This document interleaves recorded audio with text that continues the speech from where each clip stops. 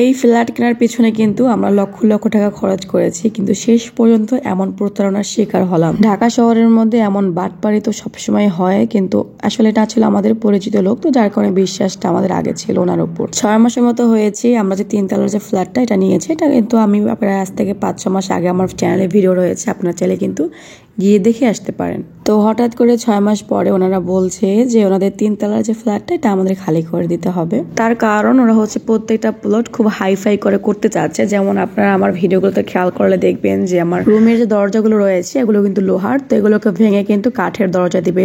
তারপরে হচ্ছে টাইলস যেগুলো রয়েছে ওগুলো সব চেঞ্জ করবে এবং রুমের কালার চেঞ্জ করবে।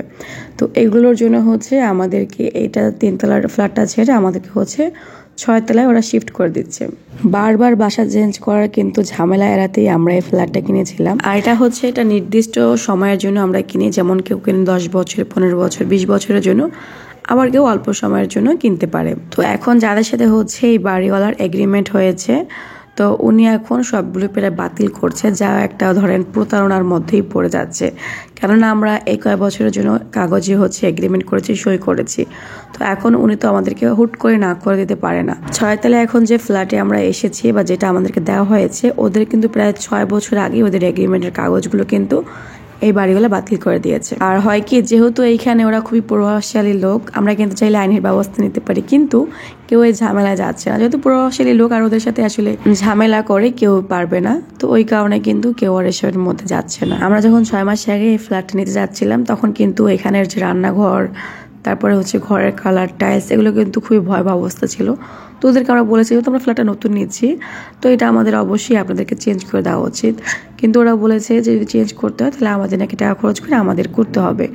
আর ওই সময়টাতে আসলে আমাদের এগ্রিমেন্টে সাইন হয়ে গিয়েছিল বলে আমরা আর তখন কথা বাড়াইনি। তো বড় ভেবেছিলাম আপাতত থাকতে থাকে, পরবর্তীতে যদি প্রয়োজনে চেঞ্জ করে নেব। তো এখন বাড়িওয়ালার মর্জি হচ্ছে, সমস্যা নাই, আমরা চেঞ্জ করে দিয়েছি, যার কারণে হচ্ছে আমাদেরকে উপরতলায় যেতে হচ্ছে, মানে 6 তলায়। আমরা এখন আছিলাম 3 তলায়। তো এখন হচ্ছে এই রুম ছেড়ে দিচ্ছি।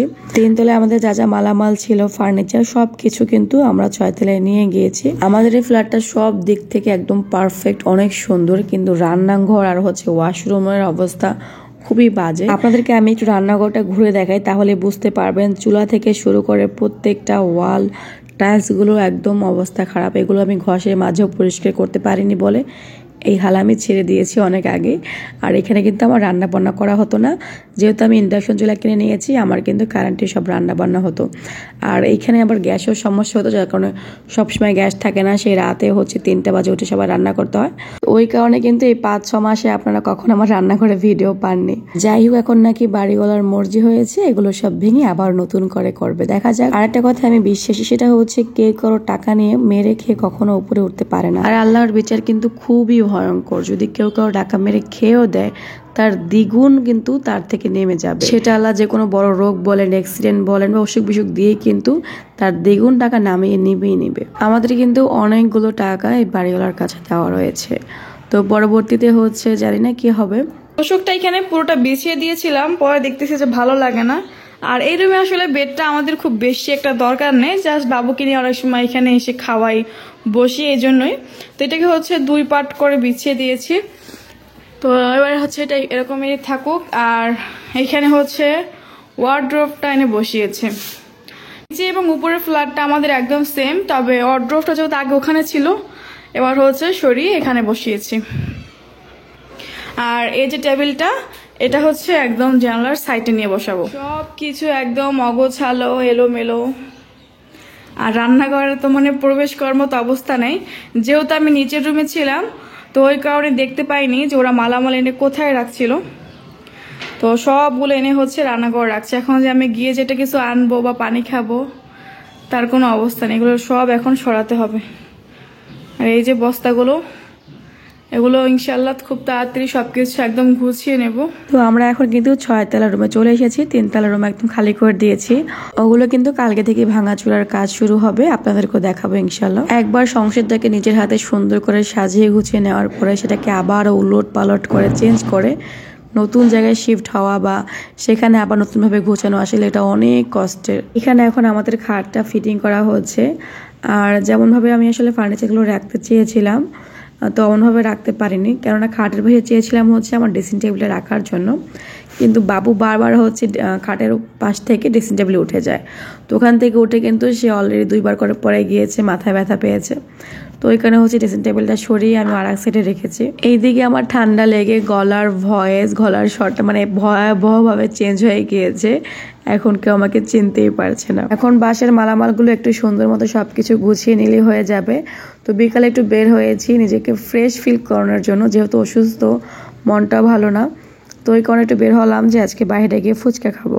যারা কিনা কোর্সের জন্য মেসেজ দিয়েছিলেন, তো তাদের হচ্ছে আমি অনেককে রিপ্লাই করতে পারিনি, নিজের অসুস্থতা এবং বাসা চেঞ্জে যে ঝামেলাটা ছিল তার জন্য। এখন আবার আগের মতো অনলাইনে অ্যাক্টিভ রয়েছে। যারা কিনা কোর্স করতে চান, আমাদের কিন্তু 21তম ব্যাচে এখন ভর্তি চলছে। যারা কিনা 20তম কোর্সে সিট পাননি, তারা কিন্তু এবার 21তম ব্যাচে ভর্তি হতে পারেন। অনেকেই ইউটিউব থেকে টাকা ইনকাম করতে চান, শুধুমাত্র কিন্তু এই যে দেখেন আমরা ঘরের কাজ, রান্না বান্না এবং বাইরে ঘোরাঘুরি এই ভিডিও দিয়েই কিন্তু আলহামদুলিল্লাহ মাসে ভালো পরিমাণে অ্যামাউন্টে ইনকাম করছি। আমার কিন্তু গত মাসে 1 লাখ টাকা ইনকাম হয়েছে। 1 লাখ টাকা পুরোপুরি হয়নি, একটু কম, সেটা কিন্তু আমি ওই ভিডিওতে বলে দিয়েছি।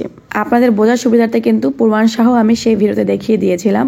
তো উপরে দেওয়া স্ক্রিনশট আপনারা দেখতে পাচ্ছেন যে এখানে প্রায় $329 ইনকাম করেছে আমার 8তম ব্যাচের এক স্টুডেন্ট আপু। এটা বাংলাদেশি টাকা প্রায় 39,000 কত টাকা যেন, মানে প্রায় 40,000 টাকা অলমোস্ট। এটা ছিল আপুর দ্বিতীয় পেমেন্ট। আমার এখানে কাজ শেখার 1 মাসের মধ্যেই কিন্তু আপু ইনকাম করা শুরু করে। আমার এখানে ম্যাক্সিমাম স্টুডেন্ট কিন্তু 1 থেকে 1.5 মাসের মধ্যেই তাদের ইনকাম শুরু হয়ে যায়। তার একটাই কারণ, এই প্ল্যাটফর্মে কাজ করতে হলে আপনাকে সঠিক নিয়মে এগোতে হবে। শুধুমাত্র ভিডিও দিলেই হয় না, এখানে অনেক কাজ থাকে যেগুলো আগে আপনাকে জানতে হবে। ভিডিও ভাইরাল করার নিয়ম, দর্শক পর্যন্ত ভিডিওটা পৌঁছানোর কাজটা আপনাকে না করলে আপনার ভিডিও কখনো ভাইরাল হবে না, আপনার চ্যানেল মনিটাইজ হবে না, আপনি সেখান থেকে ইনকামও করতে পারবেন না। একটা চ্যানেল র্যাঙ্কিংয়ে যাওয়ার জন্য চ্যানেলের setup, video setup, description, tag, keyword, অনেক কাজ থাকে। সেই কাজগুলোই কিন্তু আমরা বিস্তারিতভাবে শিখাই এবং বিশেষ করে ভিডিওতে ভিউ জানতে এবং ভিডিও ভাইরাল করার নিয়মগুলো আমরা কিন্তু আরো মনোযোগ সহকারে শিখিয়ে থাকি। আমি বারবার করে বলি যে এই প্ল্যাটফর্মে যেমন কাজ করা সহজ, তেমন কাজ করা কঠিন। যদি আপনি সঠিক নিয়মে চলতে পারেন, তাহলে আপনি অল্প কিছুদিনের মধ্যেই কিন্তু আপনি ইনকাম করতে পারছেন। তবে শর্তই একটাই, আমাদের নিয়ম ফলো করে যদি আপনি কাজটা করতে পারেন। প্রত্যেকটা প্ল্যাটফর্মে কাজ করার সিস্টেম রয়েছে, সেই সিস্টেম ধরেই আপনাকে এগোতে হবে। তবে ইনশাল্লাহ সাকসেস 100% নিশ্চিত এবং গ্যারান্টি সহকারে আমরা কাজ শেখাই।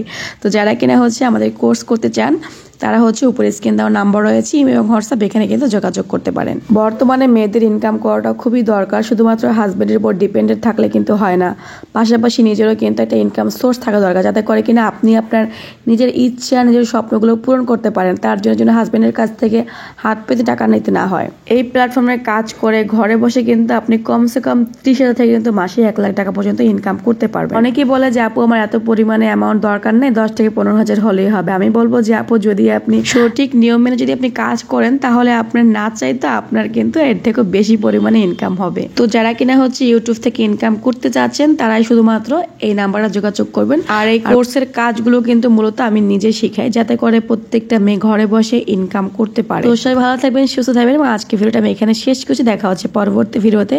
আল্লাহ হাফেজ, আসসালামু আলাইকুম।